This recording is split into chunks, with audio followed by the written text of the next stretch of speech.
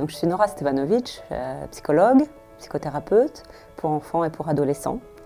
J'ai fait ma formation à Paris, mon master, et je suis maintenant à Genève depuis quelques années où j'ai entamé une formation en psychothérapie cognitivo-comportementale, TCC plus précisément. En quoi consiste mon métier? Alors c'est un métier d'aide, d'accompagnement, de soutien, de guidance aussi.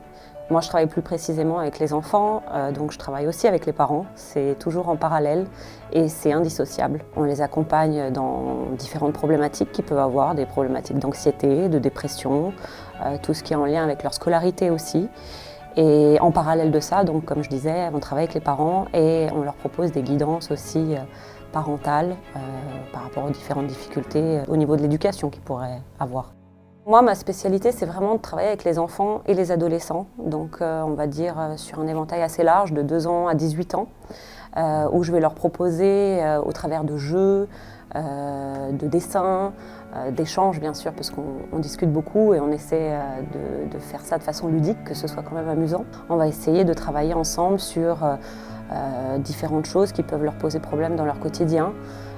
Donc aussi bien au niveau de leur scolarité que de la gestion de leurs émotions, que la gestion du stress. Et dans certaines périodes de vie où ça pourrait être plus compliqué pour eux, notamment dans le cadre d'un divorce ou d'un déménagement, des événements qu'ils pourraient vivre de façon difficile, on les amène à les digérer doucement et à les intégrer comme faisant partie de leur histoire, sans pour autant être handicapés par ces choses difficiles qu'ils pourraient vivre. Les bienfaits de ces thérapies, principalement, ce serait d'amener un changement, vraiment dans le quotidien de ces enfants, qu'ils puissent en ressentir un bienfait concret, que ce soit quelque chose d'assez pragmatique. On n'est pas là pour parler uniquement de tout ce qu'ils peuvent ressentir, sans derrière qu'ils y retrouvent un intérêt dans leur quotidien.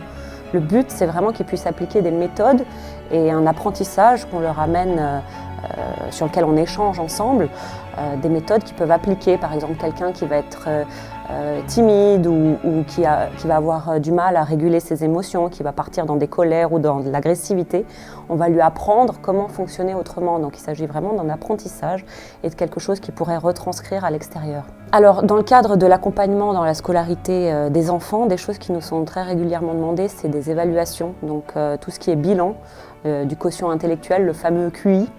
Ça, c'est des choses qui nous permettent de comprendre un petit peu le mode de fonctionnement de l'enfant et derrière de l'orienter par rapport à des difficultés d'apprentissage qu'il pourrait avoir, de l'orienter sur de nouvelles méthodes qui lui permettraient de mieux vivre sa scolarité et de guider aussi les parents dans ces difficultés-là qu'ils ont souvent du mal à comprendre et par rapport auxquelles ils sont souvent démunis, en manque de solutions, que nous, on essaie de leur apporter au travers de cette évaluation.